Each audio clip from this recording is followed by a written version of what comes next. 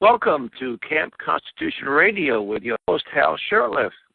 This show is heard on WBCQ The Planet every Monday night at 7:30 p.m. Eastern Standard Time, broadcast out of beautiful Monticello, Maine, in the Aroostook area, Aroostook County of Maine.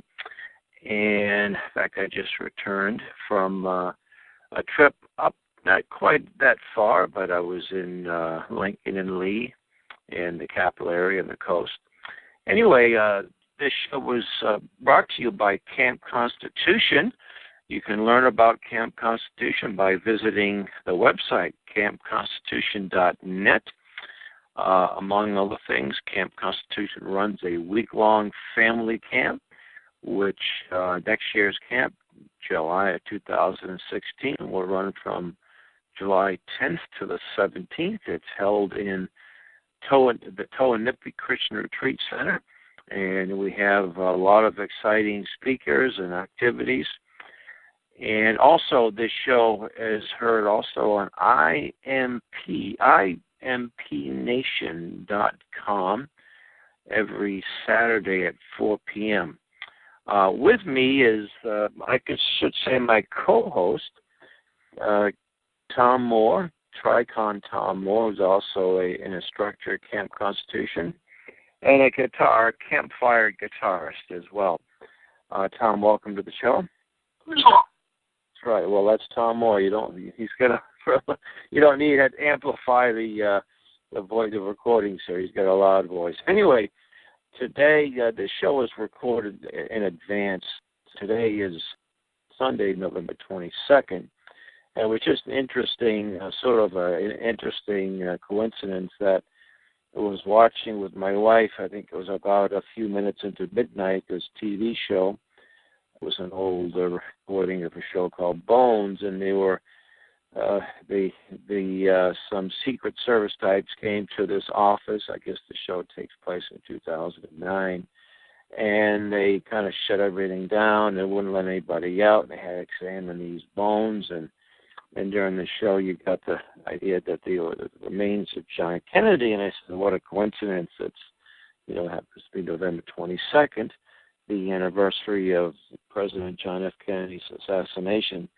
Well, Tom is somewhat well-read and informed on the topic of the JFK assassination, and I think what makes this show a little more interesting is that Sam Blumenfeld, our dear late friend, wrote extensively on the topic of JFK, the assassination, and he also, a year or so after the assassination, he went on a nationwide speaking tour, and we have the old 33 1/3 record of Sam, and I'm just reading some of the folders actually today of people who had heard his speech and were very impressed by it, and Sam was Sam wrote an 80-page article. I guess it was a book. It would have been a book, manuscript.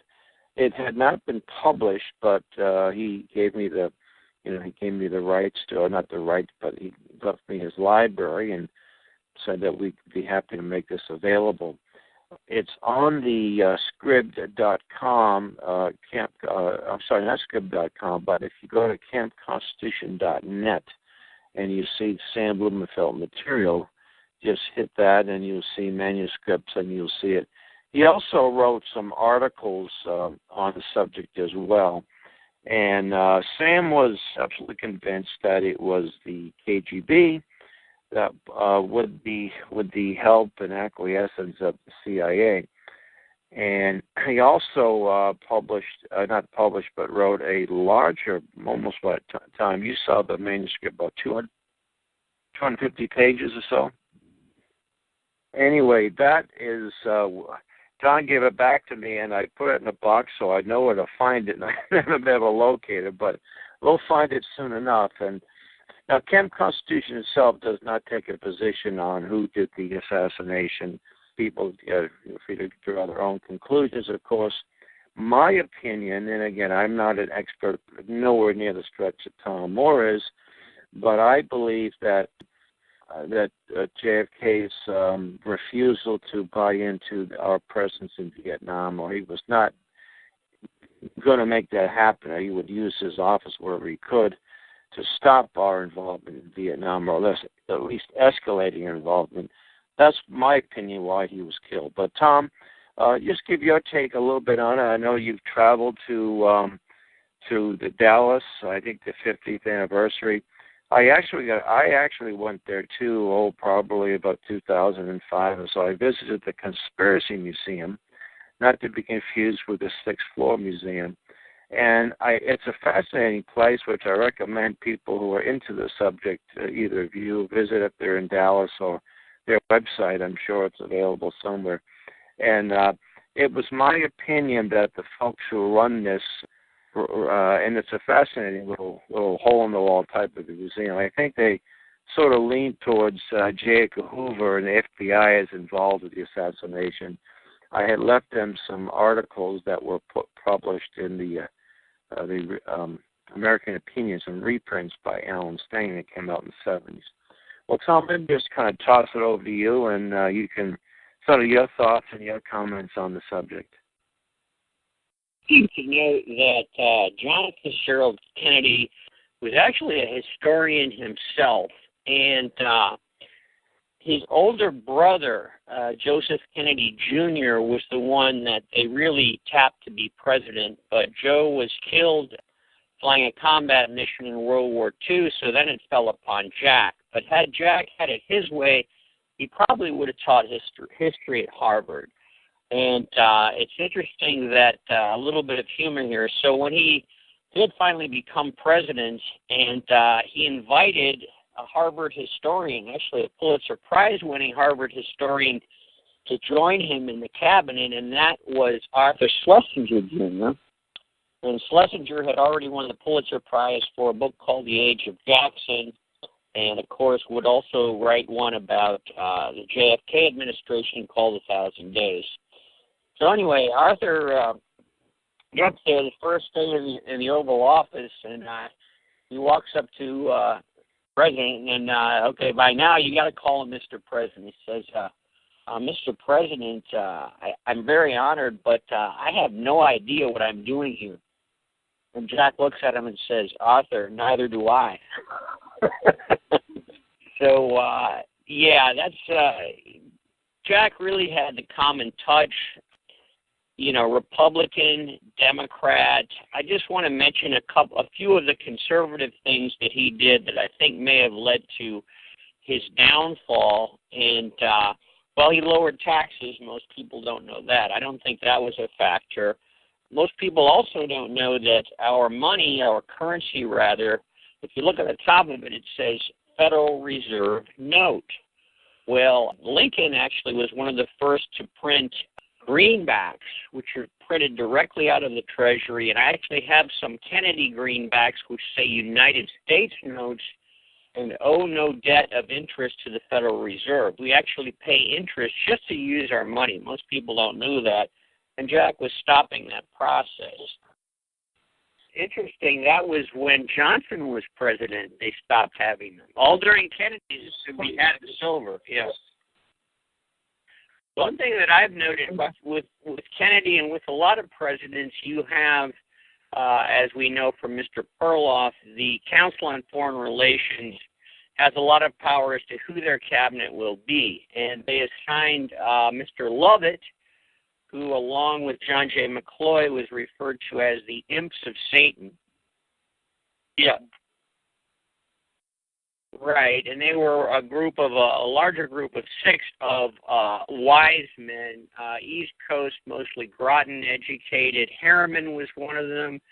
Chibolin was one of them. Dean Akeson was one of them. Just a whole host of bad news kind of guys. So Kennedy, yes. So Kennedy got most of his cabinet from them. But it's interesting that after the Bay of Pigs, which was a disaster, Kennedy took responsibility for it.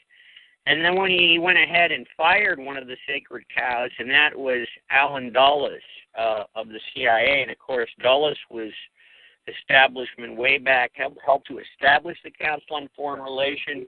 was there at Versailles, was there after World War II in San Francisco to help establish the UN with his brother.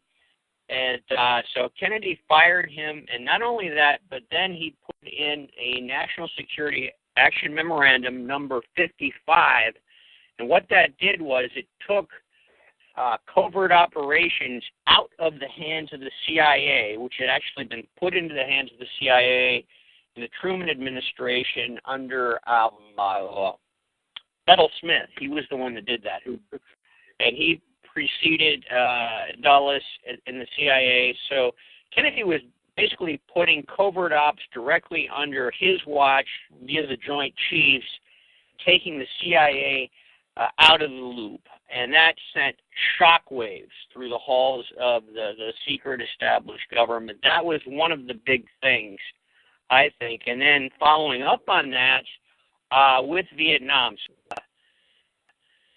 Right, I think that Oswald was probably naval intelligence, and his going to the Soviet Union, he was being sheep-dipped as a communist.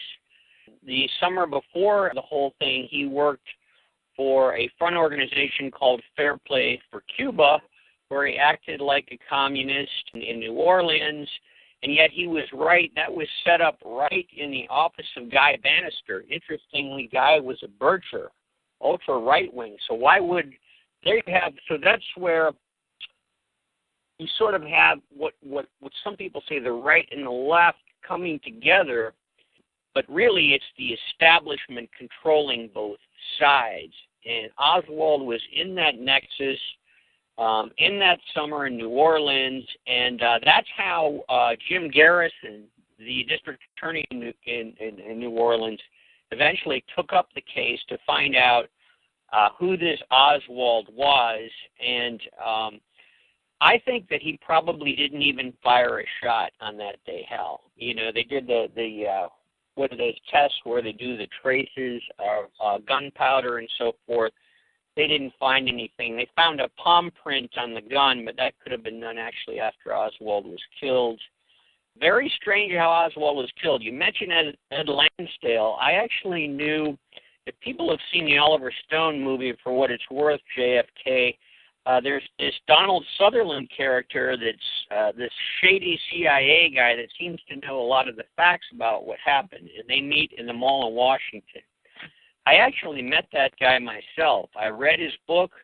He was a second cousin of JFK. His name was L. Fletcher Prouty, and wrote to him, and I met with him in his house in Alexandria, Virginia, and he was actually one of the president's liaisons to the intelligence community.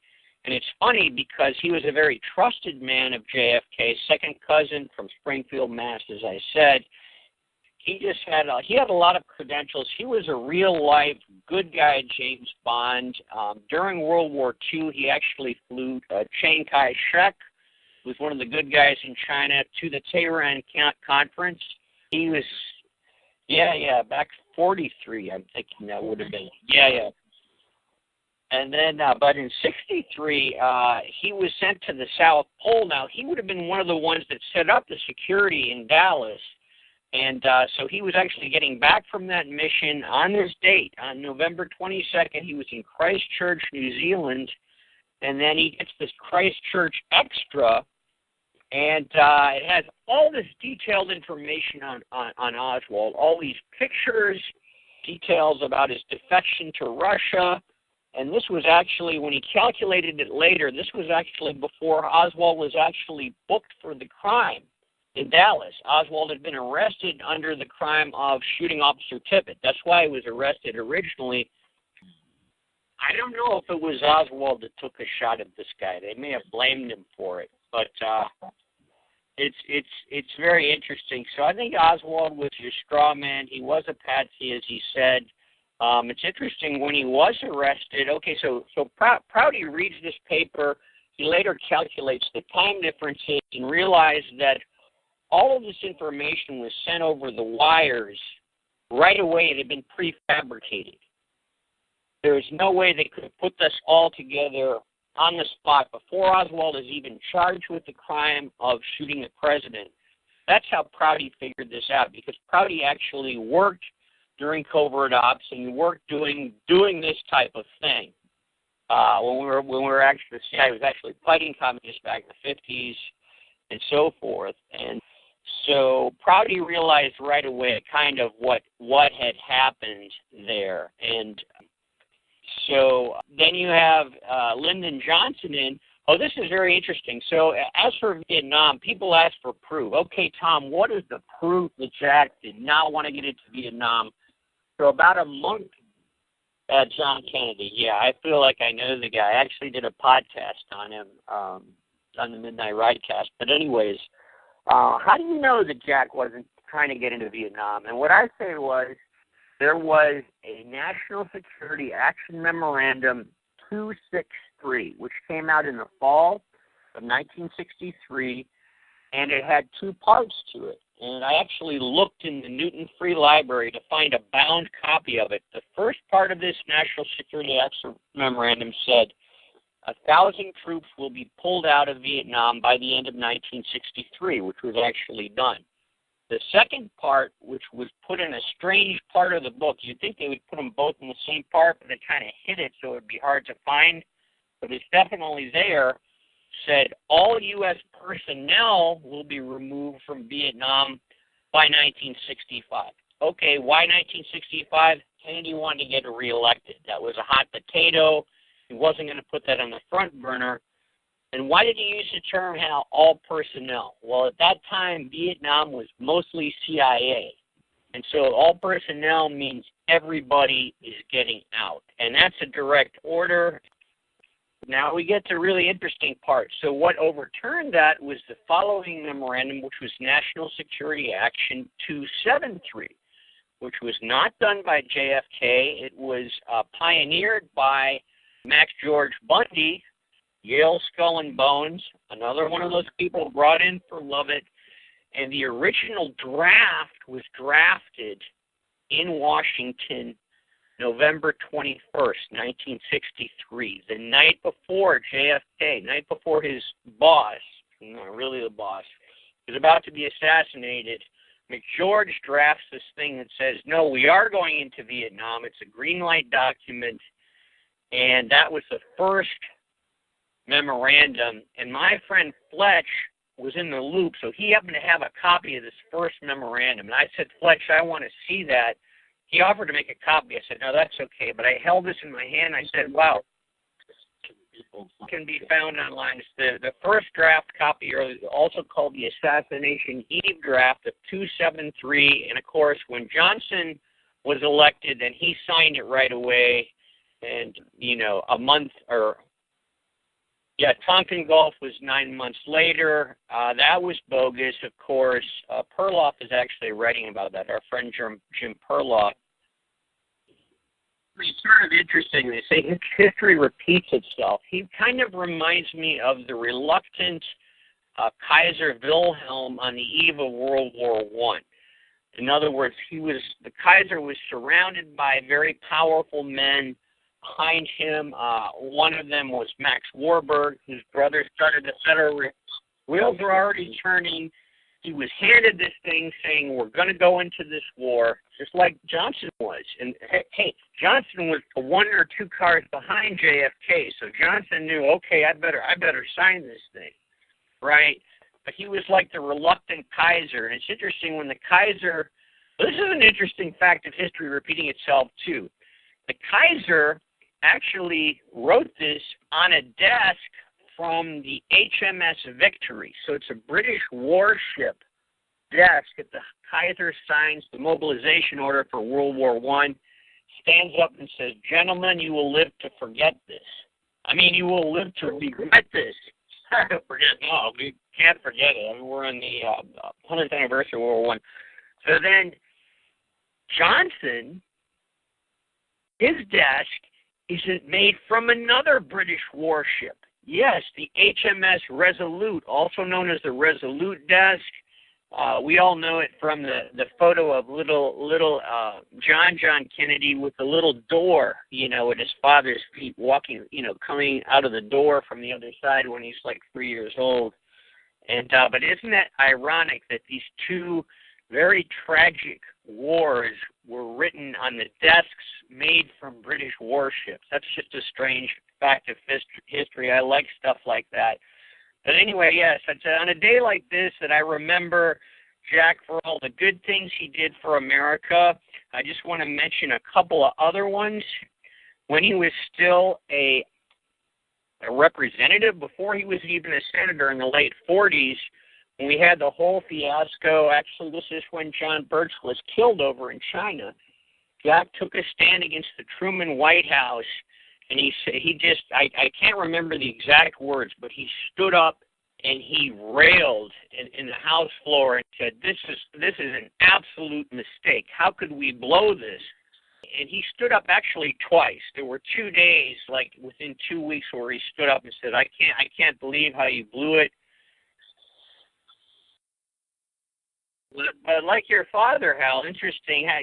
Jack was a combat veteran of World War II, and he had a sobering view of war.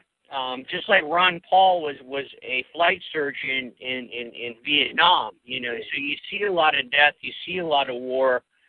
You're going to do what you can to keep us out of it. I thought he handled actually very well the Cuban Missile Crisis. Which, it's interesting you should say that, Hal, because there are actually 2 different books written about JFK which cite and actually show pictures of a meeting that JFK had with Douglas MacArthur.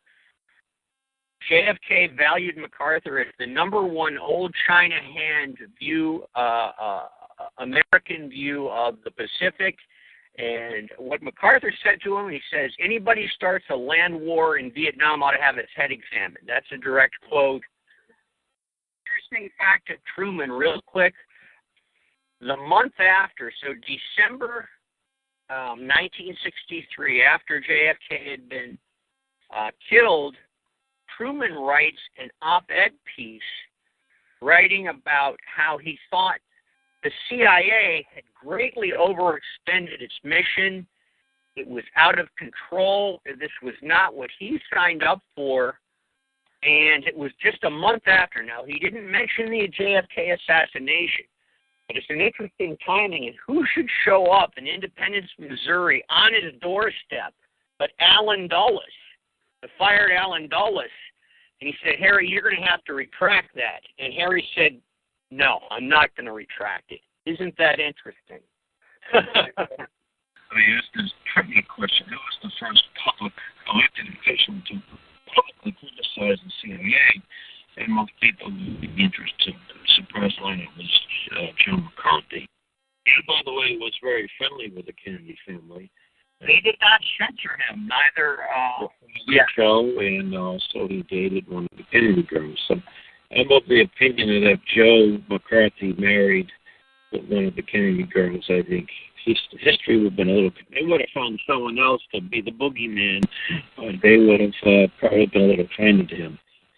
You were at the 50th anniversary of the assassination, and have there been any new information, or is it just a rehashing of some of the old stuff?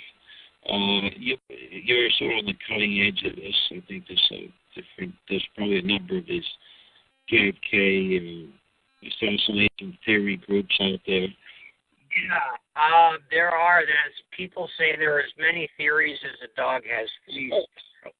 But you know what? It's really, this is sort of a Faulkner Southern Gothic thing. So I was there actually starting a few days beforehand, and I was in Dealey Plaza. And so they had David McCullough, the historian, and he gave a great oration, but they sort of forbid anybody to talk about the assassination. We're just going to talk about his life. So somehow Alex Jones, the Texan journalist from Infowars.com, showed up, and he's like, "You're going to tell us we can't talk about that." So I was there the day before. There are X spots right on Elm Street where the shots took place. The city of Dallas actually dug down 2 feet into the concrete, all the way down to the herringbone brick from 1900. I mean, they didn't just dig a little bit out. They dug it all out just to remove, like they're trying to, it sort of reminds me of Macbeth, where he's trying to wipe off the evidence off of his hands. That was just bizarre.